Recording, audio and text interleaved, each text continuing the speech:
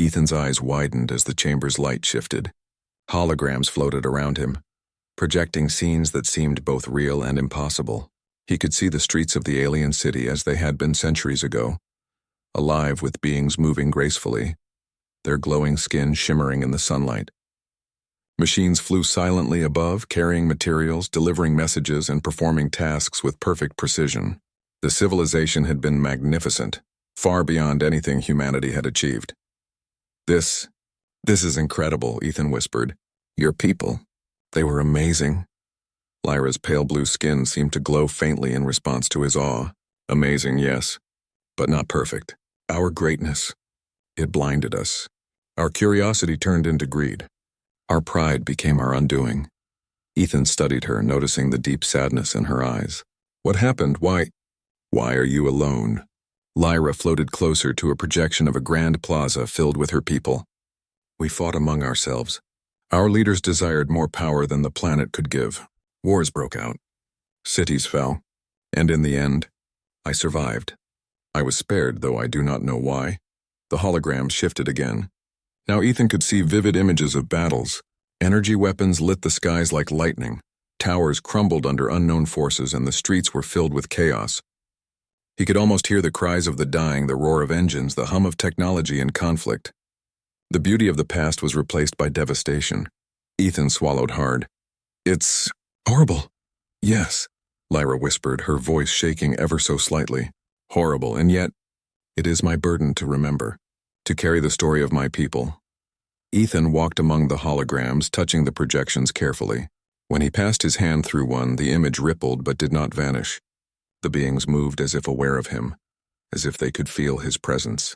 He felt a strange connection, a bridge between human and alien memory. How can this be? He asked. These images, they feel alive. Lyra's eyes glowed brighter.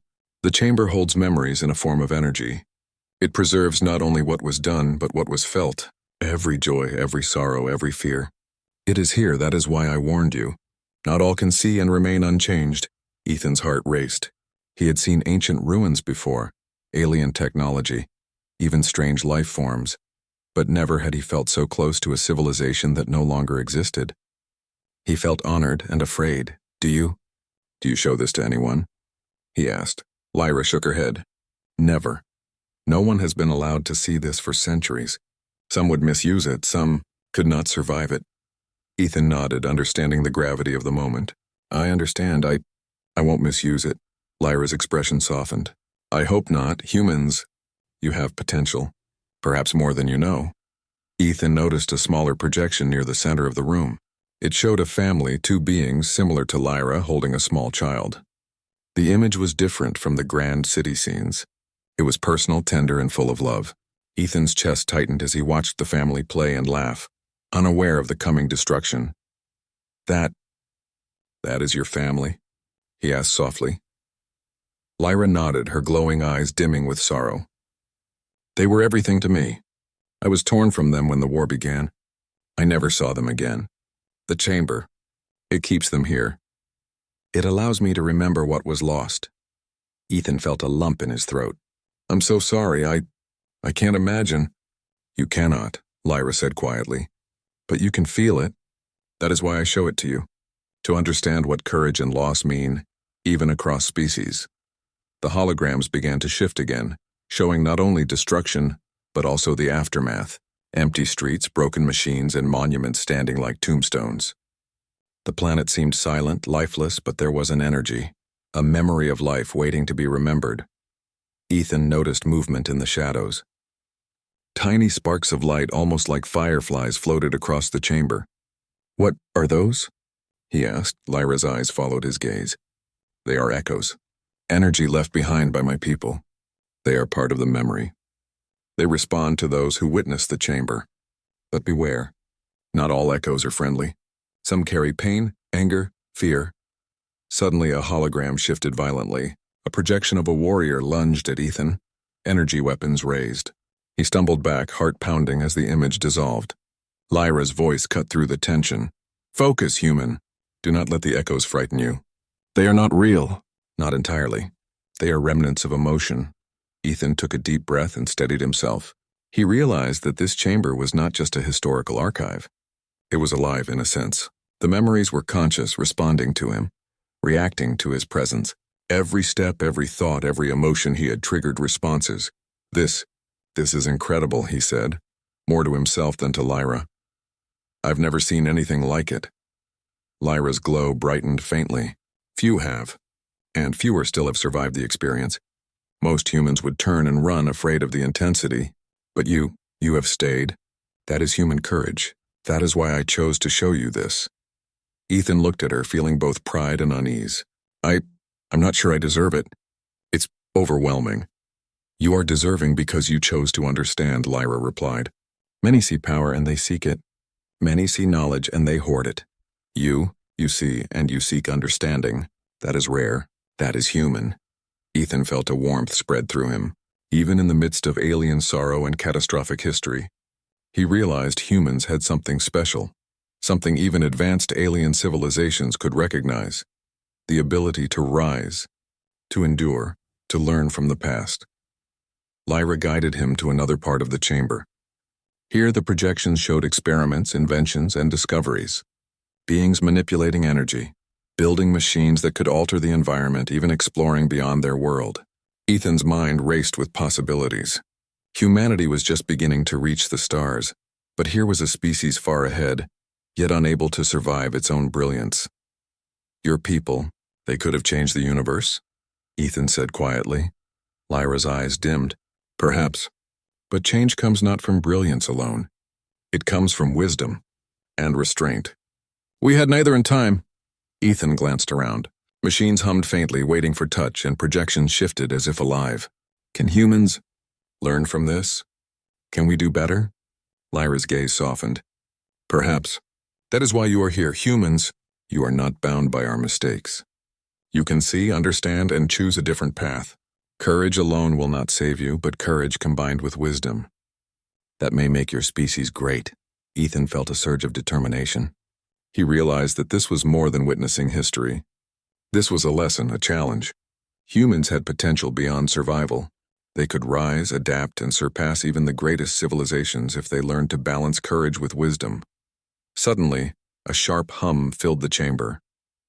The energy around them shifted violently. Holograms flickered, and the air vibrated with a strange intensity. Ethan stumbled, gripping a nearby pedestal. Ethan! Lyra called. Her eyes glowed bright. The chamber reacts to those who see too much too fast. You must stay calm. Focus on understanding, not on fear. Ethan took a deep breath, forcing himself to steady his racing heart. The projection stabilized, though the energy still hummed like a living pulse. He realized that seeing history was not passive, it was active. His mind, his emotions, even his presence shaped the chamber. I understand, he said firmly. I'll focus. I want to learn, not fear. Lyra nodded, relief visible in her posture. Good. Then you are ready for the next part, the core memory. She led him deeper into the chamber toward a central platform surrounded by glowing symbols. Here, the energy was strongest. The chamber seemed to breathe around them, alive with the echoes of an entire civilization. Ethan felt both awe and fear. This is it? He asked. Lyra nodded. The heart of the memories. Here lies everything. The joy, the sorrow, the triumphs, the failures. The soul of my people. Be careful, human. It will test you. Ethan stepped forward, his eyes wide, his mind racing. He could feel the energy wrap around him, almost like a physical embrace. The chamber pulsed in rhythm with his heartbeat. He knew that what he was about to see would change him forever, and in that moment he realized Lyra's warning was true. Seeing this, perhaps he should have said no. Ethan's ship hummed softly as it descended through the purple-tinted clouds of the alien planet. From above, the landscape seemed serene. Mountains with jagged peaks rose like silent guardians, and forests shimmered with faint bioluminescent light. The surface was quiet, almost too quiet. No signs of life moved beneath the trees. The only sound was the soft wind brushing against the hull of his ship. Ethan adjusted the controls and landed near what appeared to be the ruins of a city. Its structures were enormous, made of smooth, reflective materials he had never seen before. Some towers leaned at odd angles, broken from time or perhaps some catastrophic event. Despite the decay, the city had a strange beauty. Patterns in the walls glowed faintly, showing traces of a civilization that had clearly once been advanced. He stepped out, the ground crunching under his boots. Each step sent tiny sparks from his suit's magnetic soles into the dust.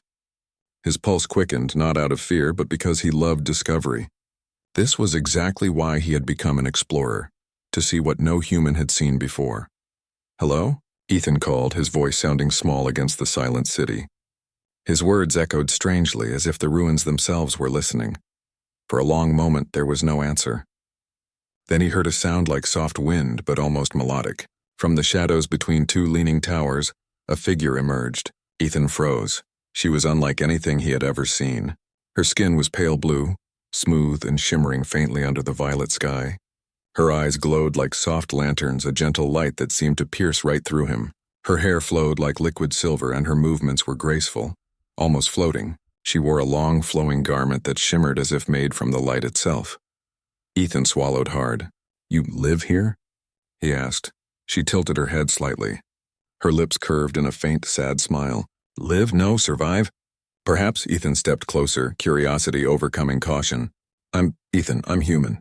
I explore new worlds." "I know," she said softly. Her voice was like a whisper carried on the wind. "And I have been waiting. Or maybe I have not. Time is strange here." Ethan felt a chill despite the mild temperature. "Who are you?" "I am Lyra," she said. "I am the last of my kind." The words hung in the air. The last of her kind. Ethan felt a mixture of awe and sympathy. He had read about alien civilizations dying out, but never thought he would meet one. "Last?" he repeated.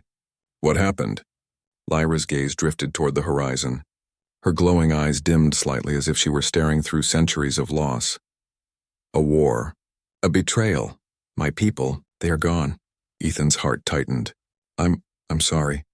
I didn't mean to." She lifted a hand, stopping him. "You did not cause it, human. But perhaps you can understand."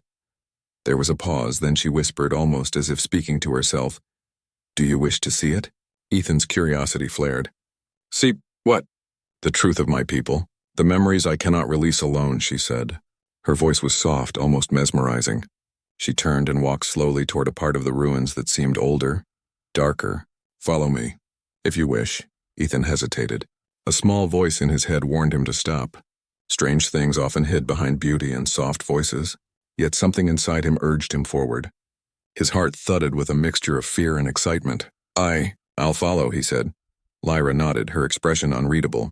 She moved ahead with an elegance that made him feel clumsy by comparison. The ruins became taller and more complex as they walked.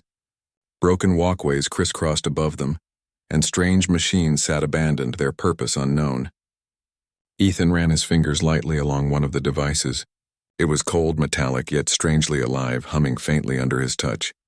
"This city, it's incredible," Ethan said. "What happened here?" Lyra's eyes reflected the faint glow of the ruins.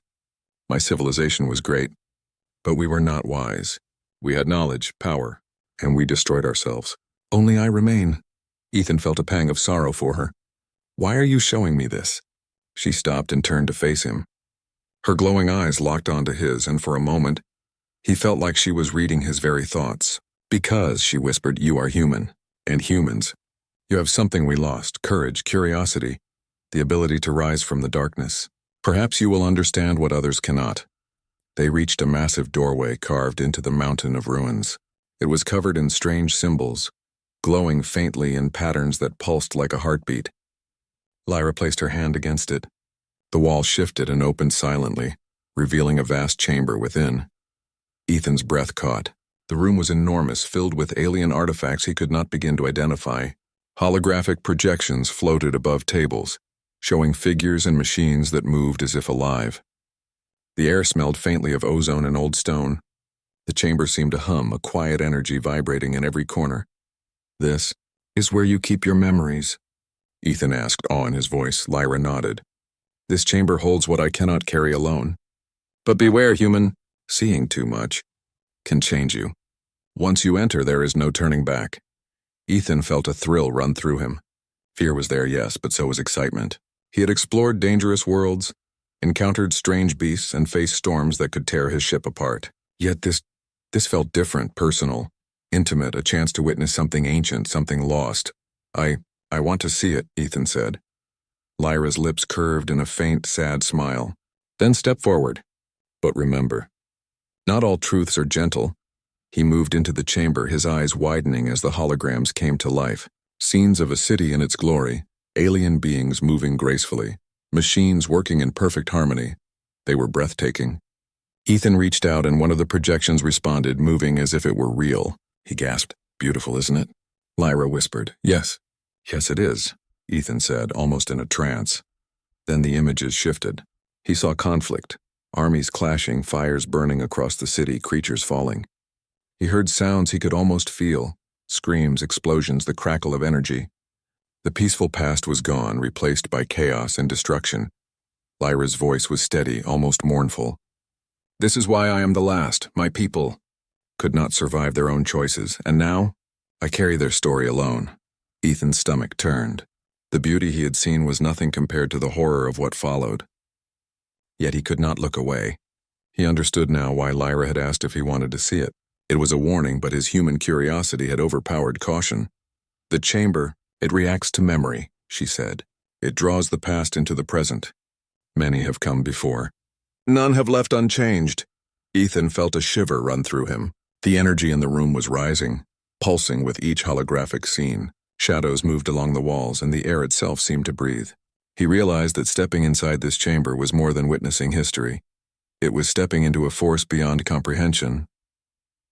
Lyra moved closer, her eyes glowing brighter. "Do you see now why I asked?" "The truth is heavy. It is not meant for all eyes." Ethan swallowed, his mind racing. Yet despite the fear, he felt alive in a way he had never felt before. Every explorer dreams of moments like this. Every human has an instinct to push boundaries, to seek what others cannot. He knew the risk, but he also knew he could not turn away. I want to understand," he said. Lyra's smile was faint but approving. "Then prepare yourself, human. For what you see next may haunt you, or inspire you. Perhaps both." The chamber grew brighter and the energy around them intensified. Ethan braced himself, heart pounding, as the secrets of an entire civilization began to unfold before him. Secrets that would change not only his understanding of the universe, but his understanding of humanity itself. And in that moment, he wondered, had he made a mistake by saying yes? The air inside the core chamber grew heavy as Ethan and Lyra stepped onto the glowing platform. The light beneath their feet pulsed in rhythm with their heartbeats. The energy was so intense that Ethan could feel the hairs on his arms stand up, even through his suit. The place felt alive, as if the planet itself was watching. Lyra raised her hand and symbols carved into the walls began to glow brighter. "This is the memory core," she said softly. "It holds the truth of my world, the final moments before the end." Ethan's eyes scanned the vast space. Floating above the center of the platform was a sphere of light, swirling with colors that changed like a storm. It looked beautiful but dangerous. He could hear a faint whisper in the air, like distant voices overlapping, speaking in a language he didn't understand. "What is it saying?" he asked. Lyra closed her eyes for a moment. "They are my people," she said quietly. "Their voices remain here. They whisper what they remember, their regrets, their dreams, their warnings." Ethan stepped closer, his curiosity battling his sense of fear. "Can it be turned off?" Lyra shook her head. "It cannot be turned off, only awakened. And I fear you already have." As if responding to her words, the sphere suddenly expanded, shooting streams of light across the chamber. The holograms around them flickered violently. The entire place trembled, and Ethan stumbled backward. "What's happening?" he shouted over the growing hum. "The chamber has recognized a living mind," Lyra called back. "It believes the ancient ones have returned. It's trying to restore what was lost and defend what remains." The walls of the chamber began to shift and open. Massive mechanical shapes emerged from the floor. Ancient guardians built long ago to protect the city's secrets. They were tall, made of shimmering metal, with glowing cores in their chests. Their eyes lit up one by one, and the hum turned into a deep mechanical roar. Ethan took a step back, raising his arm instinctively. "They don't look friendly, Lyra." "They are not," Lyra cried. "They were designed to protect this chamber from intruders." "I thought I wasn't an intruder," Ethan shouted. "To them, everyone is," she answered. The nearest guardian turned its glowing gaze toward Ethan and raised an arm that transformed into a weapon-like structure. A beam of blue energy shot out, missing Ethan by inches and blasting a crater into the floor. Ethan dove behind a piece of fallen machinery. Great. First time meeting an ancient alien civilization. And they try to vaporize me. Lyra moved gracefully, her hands glowing with faint energy. Stay behind me, she ordered. She raised her palms and a shimmering shield formed in front of her, just as another beam struck. The energy rippled across the barrier but didn't break it. Ethan peeked over the wreckage. You can stop them? Not forever, she said. Their power is old but strong. I can only hold them for a while. The floor shook as more guardians emerged. There were at least 6 of them now, their movements slow but purposeful. Ethan's heart pounded. He had no weapons, only his mind, his tools, and his courage. Lyra, he said quickly, if this place reacts to thoughts or energy, maybe we can confuse it. Can we trick it into thinking we're part of your people? Lyra hesitated. Perhaps. But how? Ethan looked around. Your suit has energy patterns, right? The chamber reads you as one of them. If I can copy your signal and project it through my suit. Lyra's eyes brightened slightly. You are suggesting a mimic pattern. It could work, and if you do it fast. Ethan crouched behind a console, his fingers flying over his wrist device. He connected it to a port in the alien panel. The language was unknown, but he'd learned to read patterns of energy, and human adaptability kicked in. Come on, he muttered. The guardians advanced, the floor trembling beneath their steps. Lyra was struggling to maintain her shield. Sweat, or something like it, glistened on her skin. Ethan, she called. I cannot hold them much longer. Ethan hit one last command. His suit flashed with a soft blue glow, matching Lyra's energy color. For a second, nothing happened. Then the nearest guardian stopped, its head tilted slightly, its glowing eyes scanning Ethan. The others slowed, their weapons lowering slightly. It's working, Ethan breathed. They're confused. Lyra's shield flickered out. She stared at him, both amazed and relieved. You did it, she said softly. You adapted faster than I could. Ethan grinned nervously. Humans are good at thinking under pressure. The guardians stood still, their heads moving in synchronized rhythm as if communicating silently. But suddenly the sphere at the center of the chamber pulsed again, a deep, powerful wave of light. The guardian's eyes flared red. Lyra's expression changed. No, the core has detected the mimic. It sees you as a threat to the system. The guardians roared to life again, weapons glowing brighter than before. Ethan cursed under his breath. So much for that plan. Run, Lyra shouted. They sprinted through the chamber as beams of energy blasted around them. The floor cracked and the walls shifted, forming barriers. The whole place was turning into a maze. Lyra led the way, her glowing form lighting the dark paths ahead. Where are we going? Ethan shouted. There's an escape tunnel, one that leads to the outer ruins. Lyra said, but we must pass through the energy conduits. They reached a corridor filled with pulsating light tubes, each crackling with energy. The air felt electric. Ethan hesitated. One wrong move and we're fried. Lyra turned to him, her face calm but determined. Then move carefully. Follow my steps exactly. She stepped onto the path, her feet moving with precision, avoiding the glowing streams that shot across the floor. Ethan followed her every move, his heart hammering. Behind them, the mechanical sound of the guardians grew louder. Halfway through the corridor, one of the conduits burst, sending sparks flying. A piece of the floor gave way. Ethan jumped, barely landing on solid ground. His suit system flickered but held. You all right? Lyra called. Just a few more gray hairs. Ethan replied breathlessly. They reached the end of the corridor and burst into a large circular room filled with strange machinery. In the center stood a giant console with a glowing control orb. Lyra hurried toward it. This is the energy nexus. If we can reroute the power, it might slow the guardians. Ethan joined her, pulling open a panel. Let me guess, touch the wrong wire and we both explode? Lyra's lips curved in a faint smile. Exactly. Together, they worked quickly. Lyra translated the alien symbols while Ethan rewired energy lines using his portable tools. Sparks flew and alarms echoed through the room. The floor trembled again. Hurry, Lyra said. They are breaking through. Ethan connected the final wire. Done. Lyra slammed her hand on the control orb. The entire room flashed white. A wave of energy shot outward, rippling through the corridors. For a few seconds, the sound of the guardians stopped. The lights dimmed and silence fell. Ethan looked around, breathing hard. Did we do it? Lyra's eyes glowed faintly as she listened. We bought time, they are recharging. Ethan sank against a wall, exhausted. Next time, remind me not to touch mysterious glowing devices. Lyra looked at him quietly. You could have run. You could have left me. He met her gaze. And leave someone alone to face all this? That's not what humans do. Something softened in Lyra's expression. For a moment, the sadness in her eyes eased. Your courage. It is strange to me, but it gives me hope. Before Ethan could reply, the walls began to vibrate again. The Guardians were waking. The faint hum returned, deeper this time, echoing through the metal halls. Ethan stood up. We need to move now. Lyra nodded. There's a path above. If we reach the surface, we might escape the Guardians' range. As they ran, Ethan glanced back one last time at the glowing core chamber.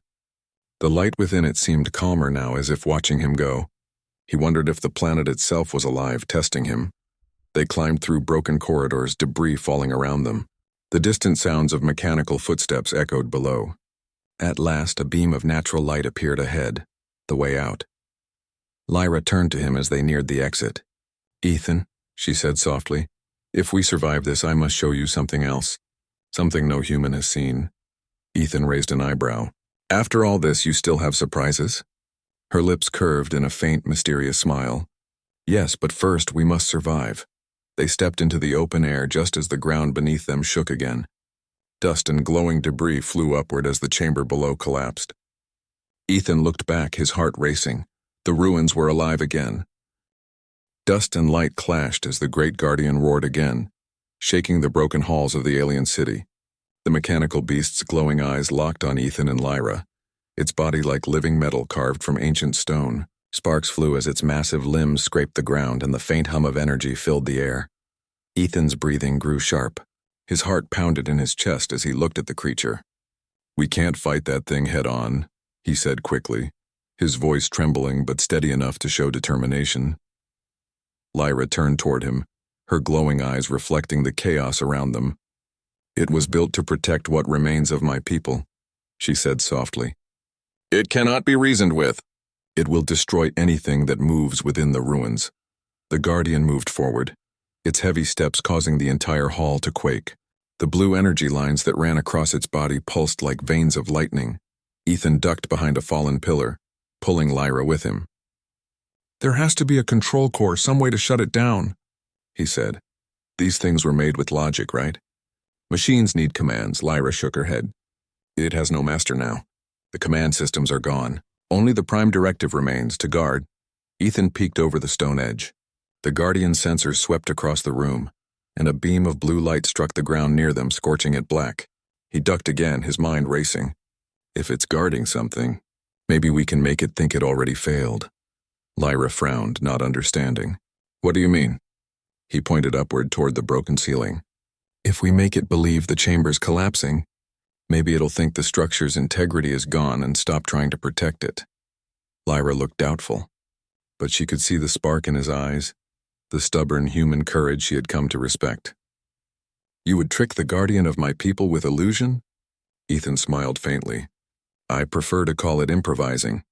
He searched through his small exploration pack. Inside were bits of human tech, signal amplifiers, light flares, and a cracked communication beacon. If I can link this beacon to one of those energy conduits, he said, pointing to the glowing pipes along the wall, I might overload the room's systems. The Guardian will think the structure's failing. Lyra hesitated. If you miscalculate, the explosion will take us both. Ethan gave a quick smirk. Then I'd better not mess up.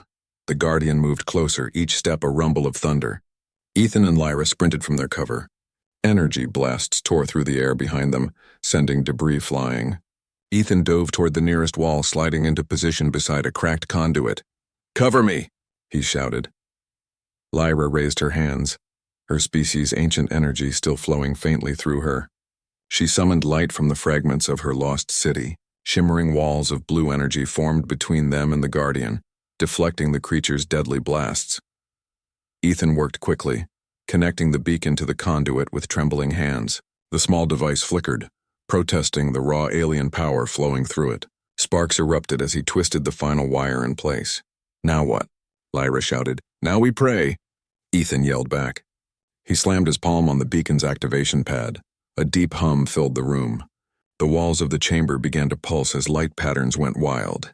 The Guardian froze, confused by the sudden surge of signals. Its head tilted slightly, scanning for the threat. Ethan could feel the static crawl across his skin. The energy grew brighter until the entire hall blazed white. Then came the sound, deep, rising and terrible as the systems overloaded. The Guardian looked up. Pieces of the ceiling began to crumble. For a moment, Ethan thought the creature might still attack, but instead it stepped back, its glowing eyes dimming as it retreated to the center of the room. It's working, Ethan breathed out. It's shutting down. But the relief lasted only a second. A burst of energy shot from the walls, sending both Ethan and Lyra flying backward. They hit the ground hard, the beacon sparking beside them. The overload is real, Lyra shouted, eyes wide. You destabilized the chamber. Ethan groaned, forcing himself up. Then we run, now. Together they raced through the collapsing corridor. The ancient city groaned and moaned around them. Walls trembling, floors splitting apart. Blue fire streaked across the ceilings as energy discharges burst free. The Guardian watched them go, motionless, as if it understood what was happening. Its glowing eyes faded to black just before the ceiling caved in. Ethan and Lyra reached the surface moments before the entire entrance collapsed behind them, sealing the city forever under tons of stone. The shockwave knocked them off their feet. For a long moment neither spoke. Only the sound of the alien wind and the glowing trees filled the silence. Lyra sat up slowly, her silver hair covered in dust. She looked at the crater where her home had been. It is gone, she whispered. The last of my people's memories buried again. Ethan rested beside her, breathing hard. Maybe that's where it needed to stay, he said softly. Some memories aren't meant to be relived forever. Lyra turned her head toward him, studying the tired human. You risked everything. For a people not your own. He smiled faintly. You asked if I wished to see it. I didn't know what I was saying yes to, but now I think I understand. She tilted her head. Understand what? That curiosity is part of what makes us human, Ethan said. We can't help but look deeper even when it hurts. But sometimes, it's also what saves us. Lyra's expression softened. You carry both danger and hope in your kind. Ethan chuckled. Yeah, that sounds about right.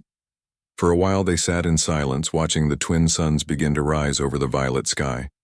The morning light painted the broken land in gold and blue. Lyra stood and looked down at Ethan. In her hand she held a small silver cube, smooth, glowing faintly from within. This, she said gently, is the last memory crystal of my world. It holds knowledge, art, and wisdom of my people. I want you to take it.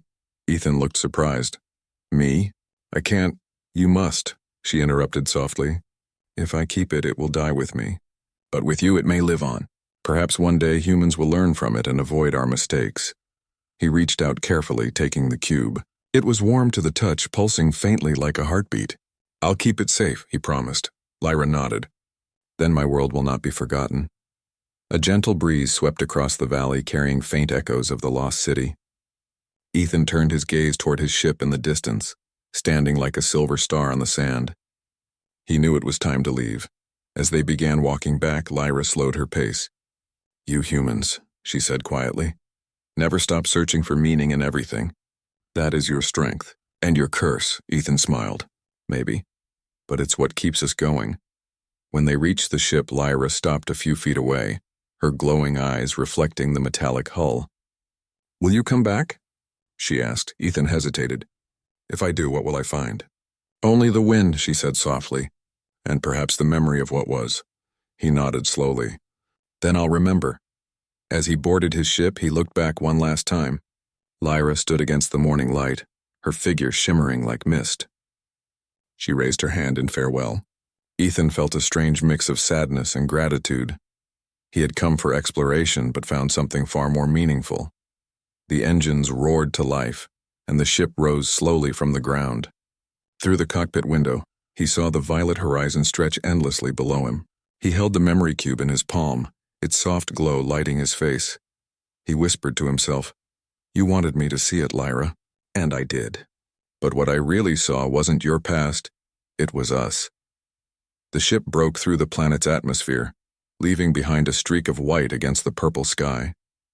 Lyra watched until it vanished into the stars.